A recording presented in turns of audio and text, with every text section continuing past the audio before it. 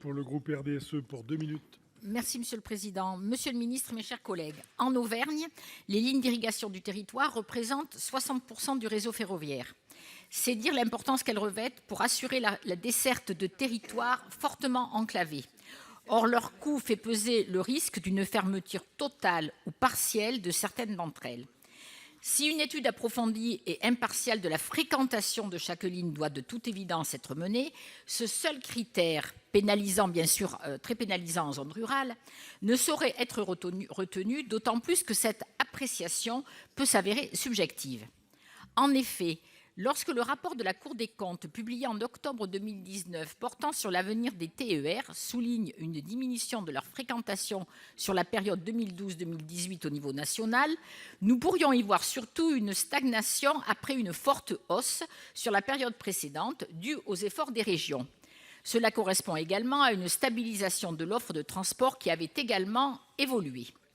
En ce qui concerne les explications apportées, à savoir la dégradation continue de la qualité du service pour partie liée à un mauvais état du réseau, nous les partageons. En Auvergne, le réseau est seulement électrifié à 18%. Ce sont pour nous les véritables causes de la baisse de la fréquentation de ces petites lignes. Alors, plutôt que d'aborder la question à travers le seul prisme de l'analyse économique, nous espérons que l'utilité sociale et environnementale seront prises en compte pour juger de leur pertinence. Dans le cadre du plan de sauvegarde des lignes d'irrigation du territoire de la région Auvergne-Rhône-Alpes, adopté en 2016, la contribution de 50 millions d'euros prévue pour l'État est insuffisante. Malgré les efforts de la région, qui apporte 3 fois plus, sa réalisation est donc incertaine. Monsieur le ministre, pourriez-vous rassurer nos concitoyens en confirmant que l'État soutiendra les petites lignes pour mettre fin au contre-report modal et répondre à leurs besoins en mobilité? Je vous remercie. Monsieur le ministre. Merci, Monsieur le Président. Madame la sénatrice Coste, peut-être 2 points.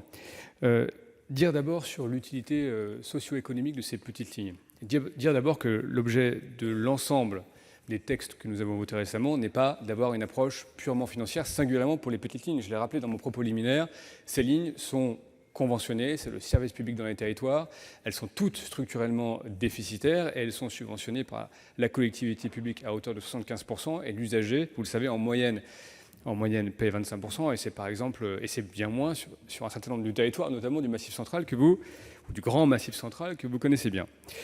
Donc la logique n'est évidemment pas financière. Et la philosophie des travaux du préfet Philizot a été celle-ci, c'est-à-dire de travailler en lien avec les régions pour définir les solutions adaptées à chacune des petites lignes, soit qu'elles présentent un caractère structurant pour le territoire, un caractère d'aménagement du territoire, soit effectivement qu'elles puissent donner lieu à des expérimentations vers des solutions qui soient plus économes, de régénération plus économe, soit effectivement qu'elles fassent déjà partie des contrats de plan interrégion et qu'il faille prévoir la pérennité de ces lignes au travers de travaux ou d'aménagements prévus.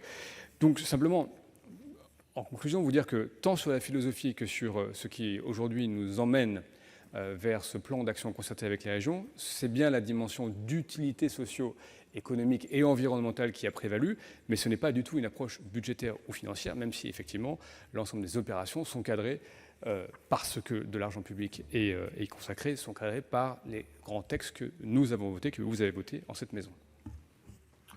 Merci. La parole... Non, vous étiez au-delà des 2 minutes, désolé, chers collègues. La parole est à monsieur Bernard Buis pour le groupe La République En Marche, pour 2 minutes. Merci, Président.